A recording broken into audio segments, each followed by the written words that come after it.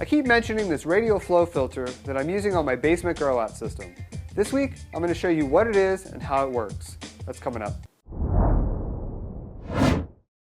Hey everyone, Steve Poland here, and this is the 5th part in a series of videos about the growout system that I'm building for my African cichlids in my basement crawl space.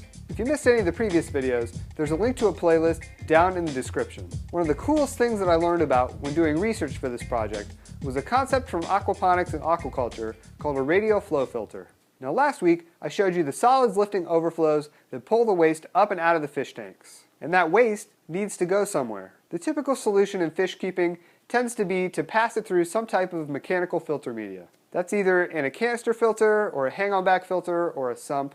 And it might be foam, or filter floss, or some combination. And there's nothing wrong with that. I'm actually going to be doing that at some point farther down the line in this system. But to avoid having to change out that mechanical media as regularly, there's a lot of benefit to having something in place to pull out those solids before they get to that point. And that's what a radial flow filter does. The water flows into the filter at the bottom, and then up and over and out of a standpipe at the top. It then flows back down and under a tube that surrounds those standpipes, and then back up and out the filter again. That change in direction is key to the whole process. When the water changes directions from downward to upward again, the solids settle down to the bottom of the barrel. They can then be drained out periodically from a spigot. There are a couple of important things that assist in this. First is that the pipe that comes into the bottom of the filter does not have any hard 90-degree angles. And one way to avoid this is to use two 45-degree fittings instead of a 90. I've done that here on one side. The other way is to use some long sweeping 90s that don't have the same abrupt turn as a regular 90. I've done that here on the other side.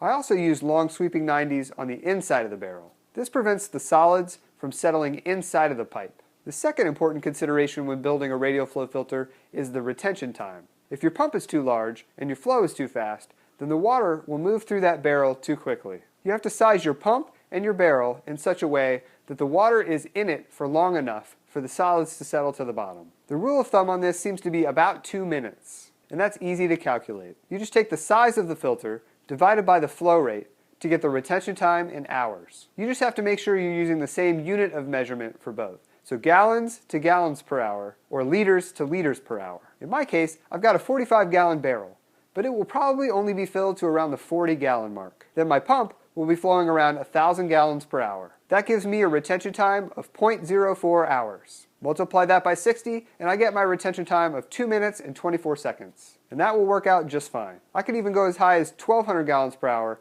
and still hit that retention time of 2 minutes. And that's how it works. The construction was very easy with uniseals and PVC pipe, and I'm really excited to see how it performs. And next week, I'll be talking about the moving bed biofilter and exactly how that works. So be sure to check that out. And if this is your first time here at Steve Poland Cichlids, then I would love to have you subscribe.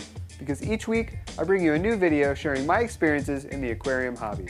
I give updates on my tanks, review products, show you DIY projects, and share tips and tricks to help you take your tank to the next level. Hit subscribe to follow along. Have a good one.